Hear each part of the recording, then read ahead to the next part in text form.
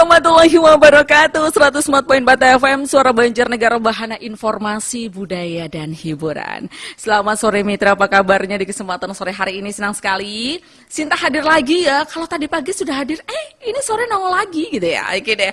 Dan memang ini hari yang luar biasa. Tepatnya di hari Kamis hari ini, wah memang benar-benar ini hari-hari yang memang harus strong gitu ya. Apalagi di kesempatan sore hari ini. Iya, hadir lagi Sinta tepatnya di SB Live Show gitu ya. Dan buat mitra yang udah menunggu-nunggu gitu ya, karena sudah tahu gitu ya bahwa hari ini juga hari yang spesial, kedatangan seseorang yang juga sangat spesial gitu ya. Nah, karena narasumber kita sudah hadir, beliau adalah Dr. Tuswadi gitu ya. Yang jelas beliau ini ilmuwan Akademi Ilmuwan Muda gitu ya, atau ini ALMI. Kemudian beliau juga saat ini menjabat sebagai Direktur Polibara. Nah, nanti kita akan ngobrol banyak mengenai tepatnya menakar SDM Banjarnegara dan tepatnya dan juga proses pembangunan. Nah, karena Mr. Tus sudah hadir bersama Sinta, kita sapa ya.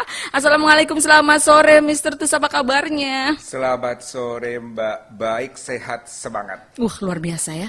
Kalau melihat Mr. Tus ini kayaknya nggak pernah nggak berenergik. Resepnya apa sih dok? Resepnya hidup sekali, harus semangat. Harus bermanfaat juga ya? Bermanfaat juga. Iya, ini lagi sibuk apa Dr. Tuswadi? Ya kemarin Politeknik Banjarnegara baru wisuda yang ke-11 ya Mbak Sinta ya. Wah yang ke-11 ya, selamat betul. ya. Terima kasih dan semoga lulusan tahun ini bisa berkarir gemilang ya.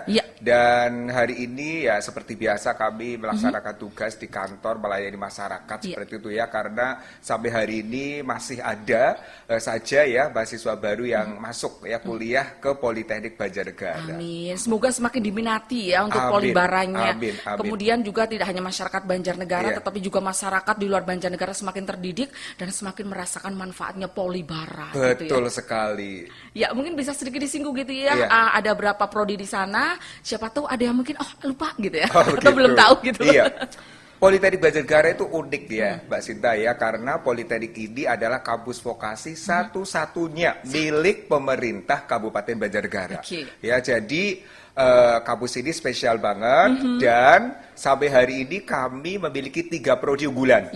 Yang pertama Diploma 3 Kebidanan ya, itu untuk memberikan solusi masih tingginya loh Mbak Sinta, angka kematian ibu dan angka kematian anak gitu. Kemudian yang kedua adalah program studi kesehatan lingkungan, menghasilkan alumni yang nanti akan menjadi sanitarian yang keren dan beken ya. Dan tentunya ini masih berhubungan dengan, mohon maaf, Banjarnegara masih punya pandemi mungkin demam berdarah, malaria seperti itu ya. Kemudian yang ketiga, prodi ini dulu namanya Mbak Sinta agroteknologi, tapi kemarin mengalami penyesuaian nomenklatur menjadi agroindustri dan alhamdulillah tidak pakai hitungan tahun langsung bisa terakreditasi baik ya oleh BAN PT Jakarta. Sekilas ya. Nah, tapi senang sekali kalau sore hari ini gitu ya, Dr. Tuswadi. Sekali lagi mungkin ada di antara mitra yang baru saya cucut ini, kita akan ngobrol menakar sumber daya manusia Banjarnegara dan juga proses pembangunan gitu. Biasanya kalau berbicara mengenai hal ini tidak akan lepas gitu ya, terkait atau dengan yang namanya IPM gitu ya, Indeks Pembangunan Manusia. Bisa sedikit cerita gitu ya untuk Kabupaten Banjarnegara seperti apa dan bagaimana? Oke, Indeks Pembangunan Manusia ya Mbak Sinta, IPM ya. Ini kan cara mengukur ya kualitas sumber daya manusia di setiap daerah begitu ya. Dan kita memang berpedoman pada beberapa komponen dasar yang berhubungan dengan quality of life ya, kualitas hidup yang bisa diukur dari sisi satu kesehatan.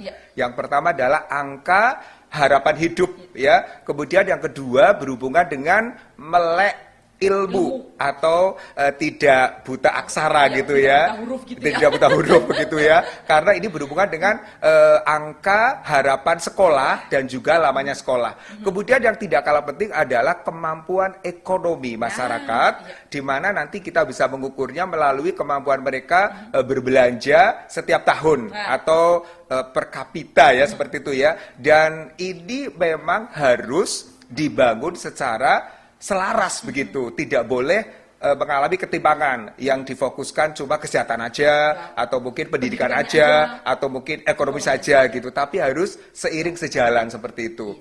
Dan bicara tentang IPM Banjarnegara, kalau diukur untuk konteks Jawa Tengah memang belum terlalu menggembirakan. Meskipun, mohon maaf, di bawah Bupati Pak Budi Sarwono dan Bapak Wakil Bupati Pak Samsudin, selama 5 tahun ini, 2016 sampai 2020, itu memang IPM kita mengalami kenaikan gitu. Tapi kan hidup tidak cuma di cirinya sendiri ya, harus dibandingkan ya dengan kabupaten lain. Jadi dari puluhan provinsi, puluhan kabupaten dan kota di Provinsi Jawa Tengah, kita masih ranking 33, Mbak Sinta. Tidak perlu berkecil hati, Iya, selalu ada harapan, gitu iya ya. betul. Oke.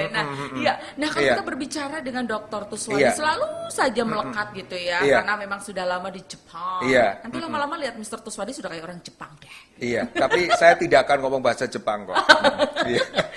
Ya, nah ini berbicara sekali lagi ya, kita juga langsung pengen ngobrol gitu ya, di mana memang kalau Dr. Tuswadi ini jelas sebagian waktunya atau karirnya ini kan jelas habis di Jepang ya, nggak main-main loh, 8,5 tahun. Iya, betul. Ini terbagi ada 2 tahap gitu ya, pernah di Aichi sekitar 1,5 tahun betul. ya, kemudian pernah baca bukunya juga sih. Oh, gitu ya. Kemudian juga ini yang jelas 7,5 tahunnya juga pasti di tempat lain gitu ya. Nah, di Hiroshima yang gitu. Pernah dibom dulu. Nah, Hiroshima Nagasaki iya, gitu ya. Betul. Oke. Nah, untuk membangun Indonesia, kita pengen tahu gitu ya, apa yang memang harus dipelajari di sana ini, Pak. Oke.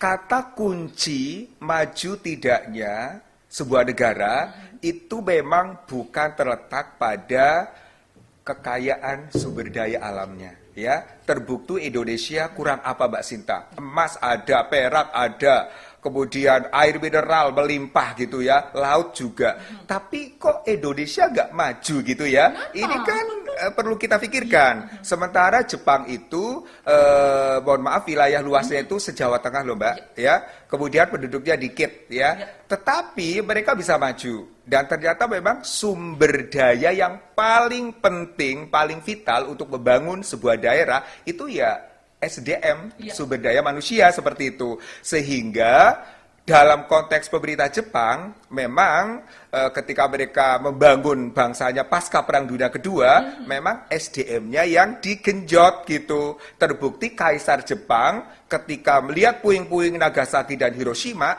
yang dicari bukan emas permatanya, tapi tolong dicari gurune esipiro sing urip gitu loh. Homemade teachers are living there. Lalu mereka diobati dan disuruh mendidik, mengajar sisa-sisa anak Jepang yang masih hidup karena Perang Dunia Kedua. Ternyata bisa maju. Luar biasa maju ya. Itu yang diambil kembali lagi tuh sumber daya manusianya dulu. Betul. Bukan ibaratkan hasil tambangnya lah dan lain sebagainya. Betul. Ini kan pembelajaran yang luar biasa ya sebenarnya untuk negara-negara lain, terus juga untuk kita Kabupaten Banjarnegara. Oke. Nah, Dr. Tus, kemudian kita juga pengen tahu gitu ya, ketika Dr. Tus ini kan memotret Banjarnegara. Ini adakah hal-hal yang memang perlu tepatnya disebarluaskan kepada dunia? Oh gitu ya. Yang pertama, Mbak Sinta ya, Banjarnegara itu kan salah satu kabupaten yang diberi banyak keistimewaan sebetulnya ya. Dari sisi budaya ya, kita punya beberapa peninggalan candi gitu ya, Candi Arjuna dan sebagainya. Itu ketika kami di Hiroshima, ya apa yang akan kita perkenalkan kalau bukan itu gitu ya. Dieng Temple is one of the historical things ya in Banjarnegara, in Central Java. Kemudian yang tidak kalah penting, Mbak Sinta, kita itu memperkenalkan batik Banjarnegara. Ini loh, iya kan? Dr. Tus di Hiroshima itu tidak pernah tidak pakai batik gitu. Nah, ketika ditanya Tuswadi, what is that gitu ya? Apa yang kamu pakai? Oh, this is batik. Banjarnegara batik dari Susukan itu loh. Desa Gubelem gitu ya. Jadi mereka jadi punya impression bahwa loh, Banjarnegara aja kekayaan budayanya begitu banyak, apalagi kalau dihitung 31 provinsi ya sekarang Indonesia ya. Itu gimana gitu. Itu yang kedua ya, batik, kemudian Dieng Temple. Kemudian yang berikutnya SDM. Ya. Ketika mahasiswa internasional di Hiroshima University tampil di hadapan berbagai negara ya, SDM Banjarnegara juga maju di sana ya. Puluhan anak-anak muda dari Banjarnegara, mereka mengalami studi lanjut S2 dan S3, bahkan 4 diantaranya ya sedang kita alokasikan untuk menjadi seorang doktor nuklir. Iya, itu. Ya. Iya, kenapa itu penting? Karena dari waktu ke waktu sumber daya alam kita pasti akan habis. Listrik, PLTA habis, nanti gimana? Nuklir ya, dengan penggunaan yang ramah lingkungan. Itu ada Dr. Triyono Basuki, asal Winong. Pucang, ya itu. Tapi keren banget ya. Iya, itu dokter nuklir itu. Sekarang masih bekerja di pusat riset di Hiroshima University. Itu anak Banjar loh, Mbak Sinta. Banjarnegara. Banjarnegara. Jangan remehkan gitu ya. Oke. Mm-mm. Tadi berbicara sumber daya manusia, Iya. ini jelas merupakan faktor kunci pembangunan gitu ya, Dr. Iya, Tuswadi. betul. Ini apakah tepatnya sebagai pendidik ini Dr. Tuswadi ini sudah puas gitu ya, tepatnya melihat profil sumber daya manusia tepatnya di Kabupaten Banjarnegara. Iya. Oke, kembali lagi ke IPM, Ya. ya. Kalau saya baca IPM dari sisi pendidikan, ya, rata-rata lama sekolah penduduk kita yang usianya 25 tahun ke atas itu hanya sampai kelas 7 SMP. 7 SMP loh, Mbak, bisa apa? Iya toh? Ya. Kecuali kalau sudah S1. Mereka bisa melakukan banyak hal ya. Jadi perlu kita pikirkan gimana nanti kita membantu pemerintah Kabupaten Banjarnegara supaya, mohon maaf, rata-rata lama sekolah penduduk kita itu bisa ditingkatkan dari 11, titik-titik tahun ya menjadi mungkin 15 atau 16 tahun gitu, sehingga anak-anak minimal, mohon maaf bukan anak-anak, penduduk Banjarnegara minimal tamatan SMA lah seperti itu. Itu minimal ya. Gitu ya. Itu. Dan ini tentunya membutuhkan terobosan ya yang bagus. Ya. Seperti di Jepang, Mbak Sinta, tidak ada anak yang tidak sekolah. Bahkan ketika anak-anak dokter tus yang masih kecil-kecil itu terregister di Jepang, ketika kami ditemukan anak yang belum masuk sekolah, dari staf kantor kecamatan langsung datang.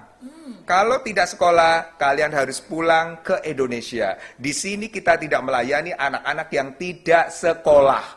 Otomatis data mereka sangat terintegrasi sekali antar departemen gitu, sehingga sebuah keluarga itu terrecord ya, anaknya berapa, yang belum sekolah berapa. Nanti dari pihak kantor kecamatan akan mengirimkan surat pemberitahuan, putri Mbak Sinta namanya ini, usia 6 tahun, silakan Anda masukkan ke SD Wonodadi. Itu otomatis sudah dipilihkan sekolahnya. Jadi di sana tidak boleh menentukan sekolah sesuai dengan keinginan gitu. Kalau di sini kan ada, mohon maaf, sekolah favorit, sekolah non favorit gitu. Di sana, iya betul. Di sana nggak boleh. Untuk anak-anak SD sampai SMP itu sudah ditentukan oleh pemerintah. Namanya zonasi, zonation system. Itu sudah mulai ditirukan oleh kita gitu ya, termasuk Kabupaten Banjarnegara. Itu keren, betul. Nah, benar banget. Nah, itu ya setuju banget ya. Iya. Oke. Nah, kembali tadi kalau berbicara tepatnya mengenai peningkatan IPM indeks, tepatnya pembangunan manusia Banjarnegara, yang memang katanya tadi kan sedikit disinggung masih terendah gitu ya, atau terendah ketiga dari bawah di provinsi kita Jawa Tengah. Nah, ini mungkin bisa sedikit kembali diulas gitu Pak, karena ini kayaknya bikin kita kayaknya berkecil hati, tapi kita harus tetap semangat. Semangat, gitu. betul. Iya, jadi ini juga mungkin ada hubungannya dengan beban pemerintah kabupaten ya Mbak ya. Bupati Budi, Wakil Bupati Pak Samsudin itu juga sudah berusaha keras kan. Tapi kan kita harus ingat bahwa kecamatan kita banyak ya. 20 kecamatan, ada 266 desa, 12 kelurahan. Penduduknya kurang lebih 1.069.000. Ini kan penduduk yang sangat banyak menurut saya. Dan ini memang menjadi sebuah PR ya, bukan PR-nya Pak Bupati dan Wakil Bupati saja, tapi sebuah lini itu harus bantu. Dan tidak kalah pentingnya pemerintah desa. Jangan cuma sibuk ngurusin dana desa. Iya toh? Iya betul. Karena mohon maaf, pembangunan sumber daya manusia itu yang paling dasar itu memang dimulai dari level desa. Seperti itu, sehingga kalau nanti, mohon maaf, pembangunan data atau big data atau one data ya, di tingkat desa itu sudah bagus, nanti insya Allah anak-anak di sebuah desa yang berapa 266 itu tidak akan ada yang tertinggal. No child left behind, gitulah istilah bahasa Inggrisnya gitu kan. Seperti itu. Dan tentunya kalau desa mau sigap itu memerlukan elusan yang keras tapi humanis dari kecamatan. Para camat harus sigap dong menginventaris desa-desa yang pemasukan angka masuk sekolah itu rendah. Kira-kira memang anaknya nggak ada atau mungkin anaknya menikah, itu perlu ditelisik. Itu juga dari kecamatan penting. Nanti dari kecamatan koordinasi dengan pihak terkait ya, misalnya dinas kependudukan, dinas kesehatan dan sebagainya. Seperti itu. Jadi ini memerlukan kerja bareng. Dan kalau ditagih, terus politeknik ngapain, Dr. Tus? Masya Allah, politeknik itu adalah sumbu ilmu pengetahuan dan teknologi. Kalau masyarakat mau membangun, boleh, tapi tanpa sentuhan ilmu pengetahuan dan teknologi, nggak akan maju, gitu. Disitulah pentingnya eksistensi Politeknik Banjarnegara dijaga oleh Pemda. Ya, salah satu bentuk menjaganya ya kita harus diberi support, financial support, moral support gitu ya. Jangan sampai Politeknik Banjarnegara itu tidak mendapatkan support dari sisi finansial maupun sisi moral dan sebagainya gitu dari pemerintah kabupaten. Kalau memang pemerintah Kabupaten Banjarnegara itu betul-betul concern dengan pembangunan sumber daya manusia. Tapi sampai hari ini alhamdulillah Pemda bagus kok. Ya, bagus memperhatikan politeknik, memperhatikan sebuah sekolah yang ada di kabupaten sehingga bisa memberikan dampak untuk menaikkan derajat IPM dari sisi apa Mbak Sinta? Pendidikan. Ya, tidak hanya dari kesehatannya saja, ekonominya saja, tapi bagaimanapun juga pendidikan juga penting. Seperti yang dikatakan oleh Dr. Tuswadi tadi, tiga-tiganya harus selaras. Nah,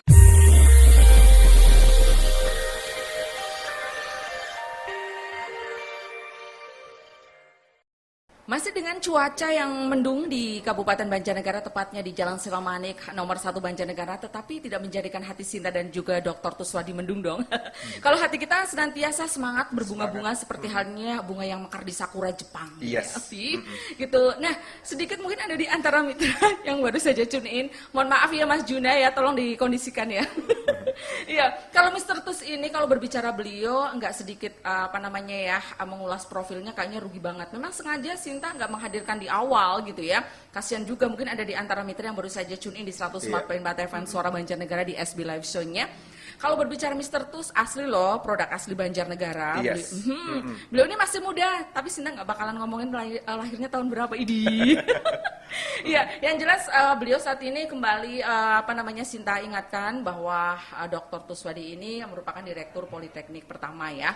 Dan juga maksudnya direktur Politeknik pertama dari guru itu maksudnya betul. Mau bilang kayak gitu. Terus pernah juga katanya ya Dr. Tuswadi bukan kata aja, itu fakta. Oh, fakta ya, orang adol ciri kulak dia kayak gitu ya. Nah, yang jelas dulu pernah menjadi presiden PPHI Hiroshima. PPI ya. Iya. PPI tahun Persatuan 2000. Pelajar Indonesia Komisariat Hiroshima. Waduh, tahun 2013. Ya, belum lagi ini pernah juga ini menerima 5 beasiswa S2, S3 Jepang. Iya, karena kan saya anak dari keluarga tidak mampu, Mbak Sinta. Masa Sementara pemerintah Kabupaten Banjarnegara juga, mohon maaf, uangnya kan untuk membangun ya. Jadi aku dulu tidak dikasih beasiswa, jadi aku harus mencari sendiri dari pemerintah Jepang gitu. Untuk Banjarnegara. Dikira Mr. Tuswadi kenapa bisa sekolah di Jepang ya, mesti kaya raya gitu ya. Ternyata memang dari perjuangan yang luar biasa sampai bisa sesukses ini ya. Betul. Iya. Nah, kemudian ini juga penggagas musola di Hiroshima University. Iya, waktu itu kan saya lagi postdoc ya. Postdoc itu riset setelah saya jadi doktor. Di situ saya kalau mau sholat di ruang lab ruang belajar mahasiswa Jepang kan riku gitu ya. Itu kok orangnya kok sujud ini itu ngapain gitu. Akhirnya saya bingung. Lalu aku wudhu, kemudian sholat di dekat elevator. Terus dilihat profesor. Akhirnya gempar itu. Ya, terus kantornya memanggil aku. Tuswadi, ngapain kamu jungkir balik kayak gitu kan? Oh, itu namanya sholat. We call it a prayer. We are Muslim gitu ya. Oh, berarti kamu butuh space untuk sholat dong? Iya, tapi bukan cuma aku aja yang butuh, but all Indonesian students atau Muslim students in Hiroshima. Akhirnya staff di Hiroshima University dari Graduate School of Education bilang, oke, nanti kami tok matur ke pimpinan supaya dicarikan ruangan yang tidak dipakai. Kan banyak profesor yang pensiun. Akhirnya ruangannya dikosongkan kan, lalu satu dihibahkan untuk musola sehingga bisa dimanfaatkan untuk mahasiswa Muslim sholat di sana. Semoga itu menjadi amal ibadah Amin, ya Dr. Robbal Kuswadi Alamin. ya. Amin. Tidak hanya mencari tepatnya ya kebahagiaan di dunia saja, tetapi justru mudah-mudahan karena mencari kebahagiaan di akhirat dulu, dunianya mengikuti gitu ya. Oke. Terus kita masih pingin gitu ya bahwa pingin tahu lebih jauh bahwa beliau ini adalah satu-satunya ilmuwan guru akademi, ilmuwan muda Indonesia. Belum lagi ilmuwan paling rajin belusukan ke sekolah-sekolah. Iya, betul. Itu ya. Ini asli Wanadadi loh, tetanggaan sama saya. Desa Tapen Wanadadi gitu ya. Nah, itu. Kemudian juga seneng tepatnya kalau berbicara dengan Mr. Tuswadi ini karena memang sering gitu ya menulis buku-buku, bahkan ini menerbitkan 6 buku bestseller. Bisa diceritakan nggak? Oke, saya menulis buku justru ketika Dr. Tus itu sibuk menuntut ilmu di Jepang. Saya sempet? Ya, of course, karena sebetulnya Mbak Sinta, studi S2 dengan S3 itu sangat santai. Kalau menurut aku sih, studi S2 di Hiroshima itu seperti S1-nya di IKIP. Mudah kan? Ya kan? Nah, karena mohon maaf itu relax ya, karena saya kan Peter bahasa Inggris dong. Akhirnya saya menggunakan waktu lenggang saya untuk menulis. Waktu itu ada lomba menulis buku pengayaan tingkat nasional di Jakarta, baik Kemendikbud ya. Lalu aku kirim naskahnya. Ternyata menang. Akhirnya aku dipanggil ke Jakarta from Hiroshima. Kemudian panitia di Jakarta bilang, mana boarding passnya ini Bu? Loh, kok dari Hiroshima? Kami nggak sanggup membiayai Anda. Karena panitia hanya menyediakan untuk yang domestik gitu. Oh nggak apa-apa Bu, nanti uang hadiahnya untuk tiket ini kok cukup kok gitu. Akhirnya panitia bilang oke, silakan. Akhirnya kami diberi uang hadiah gitu ya. Dan dulu yang menguji Pak Tus itu Helvi Tiana Rosa. Tahu kan? Penulis cewek yang sangat iya, Mbak Helvi. Iya itu. Dia bilang, Tuswadi, Pak Tuswadi. Rada kaget, Pak. Iya. Oh gitu ya. Jangan-jangan nggak kenal ya. Pak Tuswadi, ini kok naskah Anda seperti Laskar Pelangi? Oh bukan. Saya nggak kenal Laskar Pelangi itu siapa gitu kan. Ini jalan hidup saya dari kecil sampai SMP gitu. Akhirnya ini kalau nanti Pak Tuswadi disambungkan sampai Pak Tuswadi jadi seorang dokter, bisa difilmkan itu gitu. Akhirnya saya dapat juara, terus saya pulang ke Hiroshima dengan uang 20 juta rupiah. Tapi kan untuk pengganti tiket tadi gitu kan. Itu terus bersambung. Saya menulis 1 year 1 book, 1 tahun 1 buku. Akhirnya 2010 sampai 2021 sekarang sudah terbit 6 buku. Dan alhamdulillah karena penerbitnya itu dari penerbit nasional, maka di Gramedia dong. Akhirnya Pak Tus dapat royalti gitu, sehingga kalau Pak Tus kekurangan uang gitu, bensinnya habis gitu ya, tinggal ambil dong royalti dari buku itu gitu. Uang datang sendiri ya? Uang datang sendiri. Tapi ini saya bilang seperti ini bukan untuk sombong. Ini untuk mendidik anak-anak milenial loh. Mereka itu, milenial kan lebih pintar dari saya.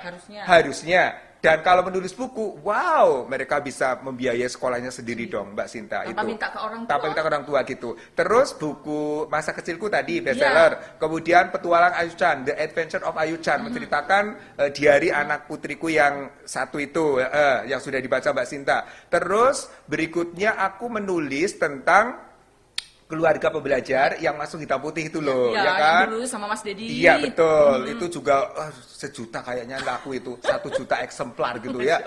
Terus yang berikutnya aku menulis Mbak Sinta ini. Ini ada buku di mejanya Sinta ini. Iya, ini tapi kayaknya bukan untuk kamu. Kenapa sih? Kenapa bukan berguru. Kenapa Dr. Tus menulis berguru? Meniti jalan ilmu ke negeri Oshin karena apa yang Dr. Tus alami di Jepang itu saya yakin akan bisa menjadi life lesson bagi masyarakat yang ingin studi ke luar negeri. Kenapa? Survei membuktikan Mbak Sinta, banyak orang-orang yang dibiayai pemerintah Republik Indonesia S2, S3 pulang tanpa gelar. Tahu alasannya kenapa? Yang pertama, mereka lebih fokus untuk mencari doku.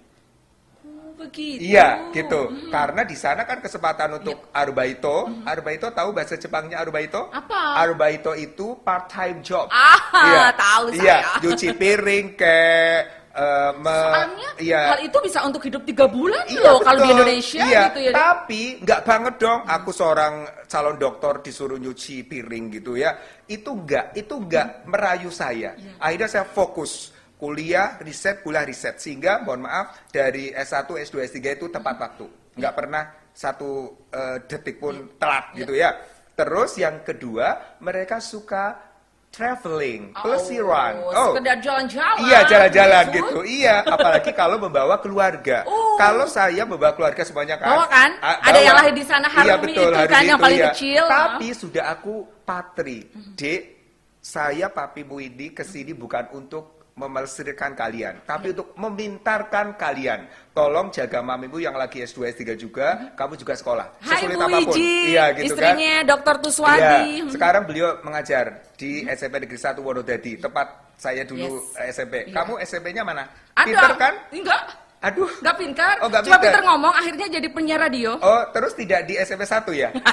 Emangnya harus apa, Pak?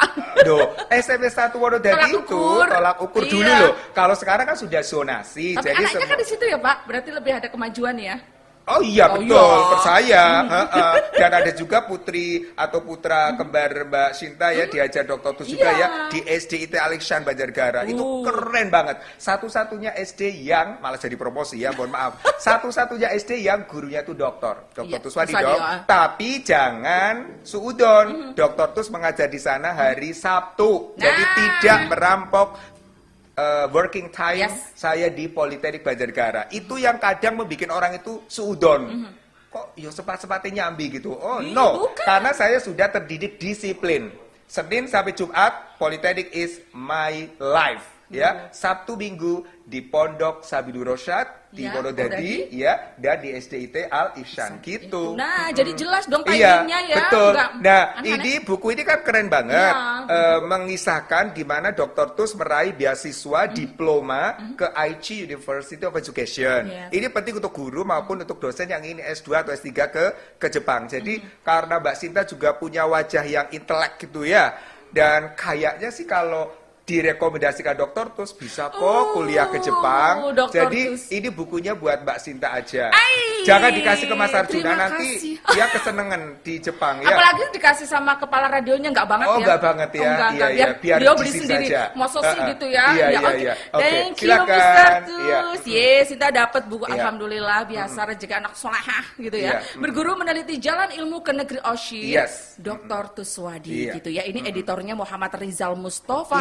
Sekarang dia S2 di Hiroshima University. Hai, mudah-mudahan buat Mas Muhammad Rizal Mustafa Banjarnegara. Tuh kan banyak banget kan, gitu ya. Betul. Ini sebenarnya mau melanjutkan lagi, tapi sudah ada yang masuk di WhatsApp kita, Dr. Tus. Silakan. Iya. Assalamualaikum, selamat sore narasumber yang terhormat. Aku terhormat. Ya, Dr. Tuswadi. Talk show sore ini dapat kami tangkap loh hal-hal sebagai berikut ya. Untuk membangun sangat dibutuhkan SDM mumpuni pembangunan mumpuni gitu ya. Dan pembangunan harus berimbang, tidak hanya beberapa sektor tapi saling menunjang. Pertanyaan saya ini ada Pak Saka Bimantara. Pak Saka ini penyiar senior. Penyiar senior. Kabupaten Banjarnegara.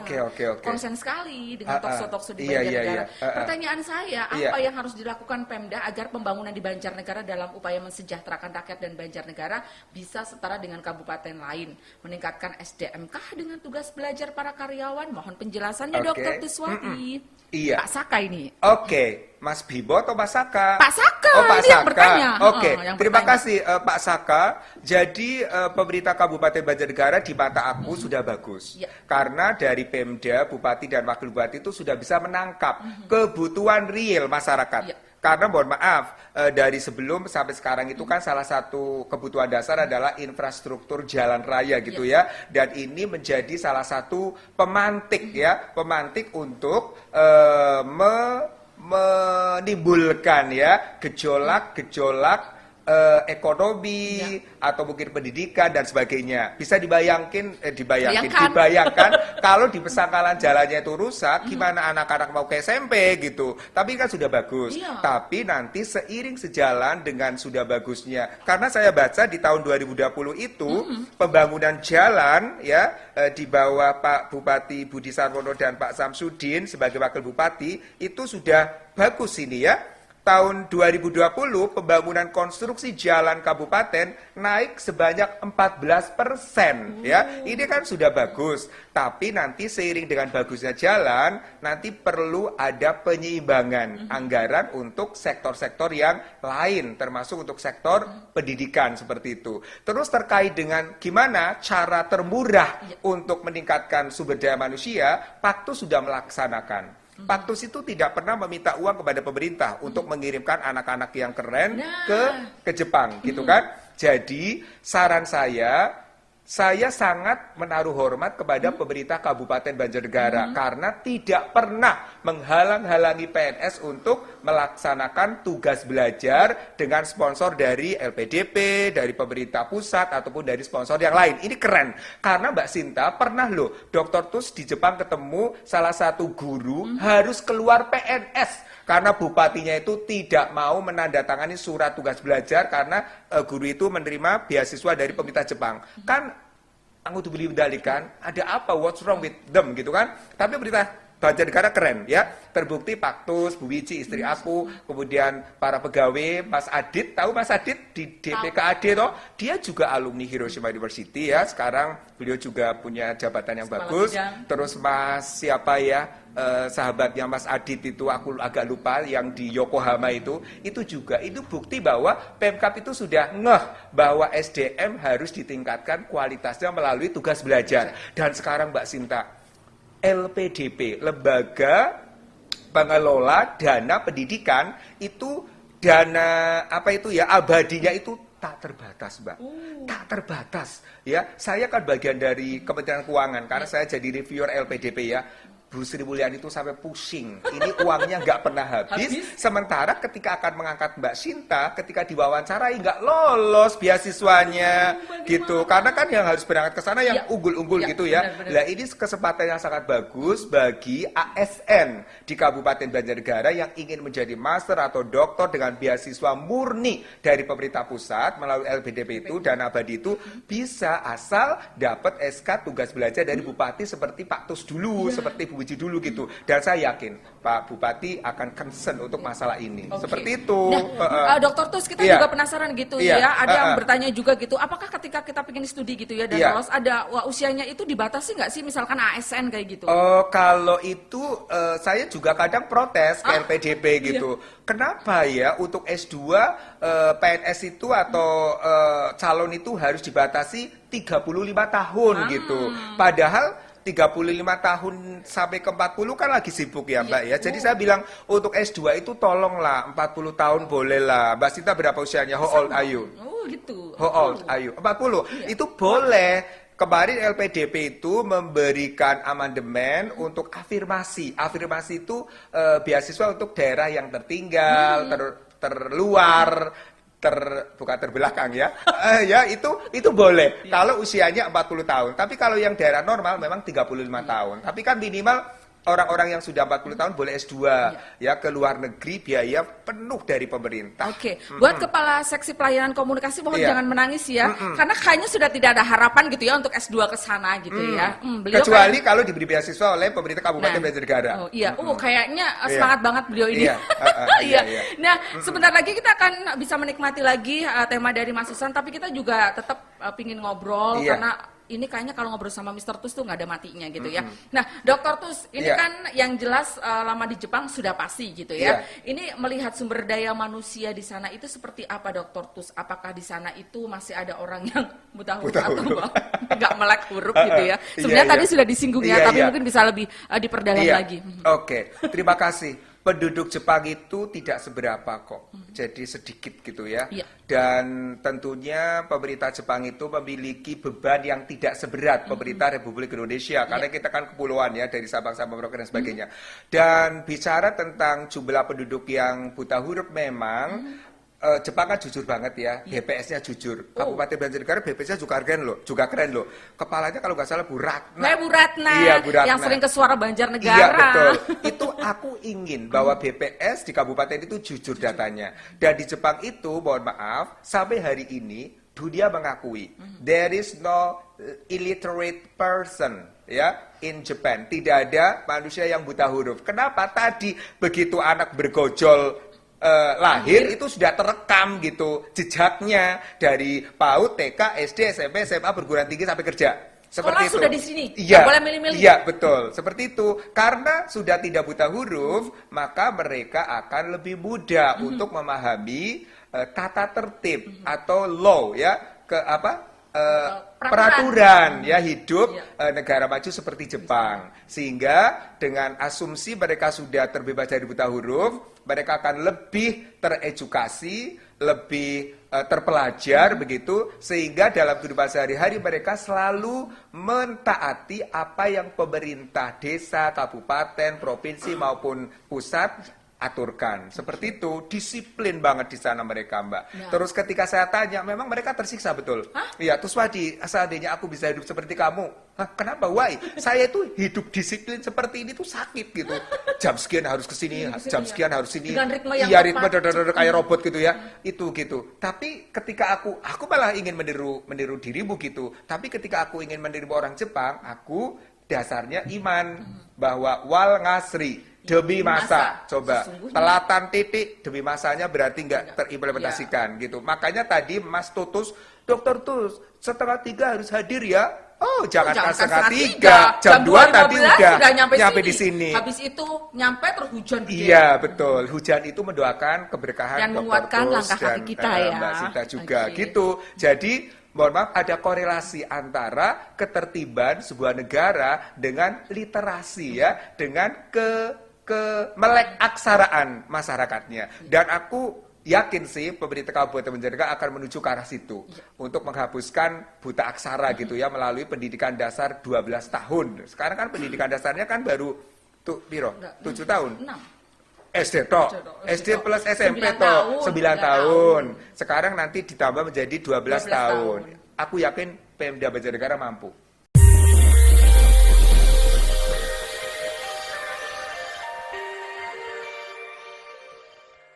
Ya, terima kasih sekali buat yang masih stay tune bersama Sinta dan juga Dr. Tuswadi. Kalau berbicara dengan beliau sebenarnya masih banyak yang ingin kita sampaikan.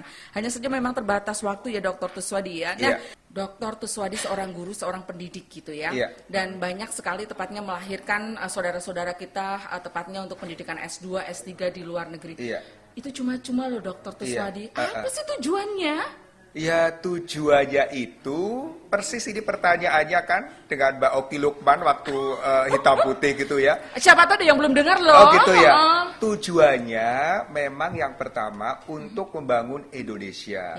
Sebagai bentuk rasa syukur Pak Tus sudah diberikan kesempatan yang begitu luar biasa oleh pemerintah Kabupaten Banjarnegara dan pemerintah RI untuk tugas belajar selama 8,5 tahun gitu loh. Sehingga saya mohon maaf tidak akan menjadi konsultan pendidikan. Mungkin dengan konsultan satu anak ke Jepang bisa 10 juta dong. 40 kali 10 sudah 400 juta gitu kan. Bisa buat beli bisa mobil buat ya? Beli mobil. Tapi that's not my style. Itu bukan style saya. Jadi style saya adalah murni untuk membangun Indonesia karena aku memang diberi amanah sebagai seorang guru dan pendidik seperti itu. Nah, ini Dr. Tuswadi pulang ke Banjarnegara menjadi satu aset yang paling berharga dari dunia pendidikan gitu ya. Karena memiliki Dr. Tuswadi gitu ya. Nah, pernah nggak sih dulu ditawari gitu, nggak usah pulang dia ke Indonesia, di sini aja kan gajinya gede gitu. Oh gitu. Saya orangnya jujur ya, istri juga jujur ya. Bu Wiji, Bu jujur Wiji ya. jujur. Jadi waktu S2 Bu Wiji itu kan dibiayai oleh World Bank, Bank Dunia ya. Kemudian S2 kan selesai, lalu saya masih S3. Oleh Profesor Ikeda bilang, Wiji-san, sini, kamu mau saya wawancarai untuk masuk S3 gitu. Tapi aku bilang, Mi, kita harus jujur. World Bank menghendaki begitu S2 selesai harus pulang. Maka bilang ke Profesor Ikeda bahwa ini tidak boleh lanjut S3 gitu. Akhirnya kita bilang, Profesor Ikeda, we cannot continue our study karena ini adalah prosedurnya seperti itu. Oh, kirain boleh. Ya sudah, berarti Tuswadi sendirian di Jepang. Ya iyalah, akhirnya istri pulang. Kemudian waktu saya sudah postdoc, aku kan oleh Bupati Banjarnegara waktu itu ya diberi izin postdoc itu 2 tahun ya, 1 tahun pertama, kemudian diberi 1 tahun berikutnya. Jadi 2 tahun itu sebuah kesempatan yang luar biasa loh. Saya berterima kasih kepada Bupati, Wakil Bupati, kemudian Kepala BKD gitu ya, termasuk Mas Tutus waktu itu masih di BKD. Iya yang mengurus. Kenal deh, Pak. Kenal itu ya, itu. Nah, kami jujur, akhirnya kami bilang bahwa in Indonesia we belongs to government employee. Di Indonesia kami adalah ASN, jadi nggak boleh setelah postdoc itu melarikan diri. Jadi we have to go back to Indonesia gitu. Jadi ya sebetulnya kalau postdoc uangnya banyak Mbak Sinta, tapi kan itu bukan tujuan kami. Kami tujuannya begitu ilmu terakhir, kami pulang ke Indonesia untuk mengamalkan ke ranah kita yaitu di SMA Negeri 1 Sigaluh kan waktu itu kan. SMA Sigaluh keren loh waktu Dr. Tur di sana. Sekarang juga makin keren gitu. Nah, itulah jadi kami mohon maaf, komitmen kembali ke Indonesia. Begitu Bu Wiji setahun pulang ke Indonesia kan terus balik lagi, dibiayai oleh Bu Sri Mulyani gitu kan, S3-nya. Ya terus selesai doktor ya pulang. Nggak postdoc seperti aku, karena memang menyadari anak-anak SMP 1 Wonodadi kan butuh diajar, ya ini kan. juga merupakan aset-aset penerus Dr. Tuswadi gitu ya. Iya. Oke, nah begitu, itu ternyata juga waktu yang memisahkan kita. Ini ada harapan apa, terutama untuk para kaum milenial gitu ya, biar nanti bisa mendongkrak IPM di Kabupaten Banjarnegara. Iya, siap. Yang pertama Mbak Sinta, aku perlu memberikan pesan emas ke milenial ya, mereka yang duduk di bangku SD, SMP, SMA, bahkan mahasiswa ya, khususnya di Kabupaten Banjarnegara, tolong jangan pernah berhenti belajar. Raih pendidikan ya, minimal S2 lah. Ya, toh biayanya ditanggung oleh sponsor. Kalau mereka pinter mau belajar, yaitu kata kuncinya pinter menguasai bahasa Inggris gitu ya. Itu yang pertama. Terus yang kedua, jangan lupa ya, ketika nanti mereka memiliki kesempatan untuk studi luar negeri, ambil ya alih teknologi ya, atau mungkin cara membangun ya, lalu mereka tulis dalam buku gitu, sehingga nanti bukunya bisa dinikmati oleh masyarakat, termasuk oleh kaum intelektual di sekolah maupun di perguruan tinggi gitu. Terus yang berikutnya, pemerintah perlu mendukung minimal. Kalau Pemkab kan saya sering membawa anak berprestasi ke Bupati ya, lalu Bupati ya nyangoni gitu, doa gitu ya. Oh, adik pinter ya, penting banget loh. Kamu mau sekolah ya di sini ya, iya. Oh, saya sangoni dengan doa ya, semoga sukses. Itu kan keren banget gitu. Terus yang terakhir, tolong mau belajar dari orang yang lebih sukses. Kan banyak loh iri tanda tak mampu kan, ya kan? Tidak semua orang senang melihat kesuksesan orang lain ya, sehingga ini perlu dihancurkan sikap seperti ini dari kaum milenial. Belajar dari orang yang lebih sukses adalah one of the key to get success ya. Dan mohon maaf, informasi yang berguna itu kan juga salah satunya disiarkan di Radio Suara Banjarnegara 104,4 FM.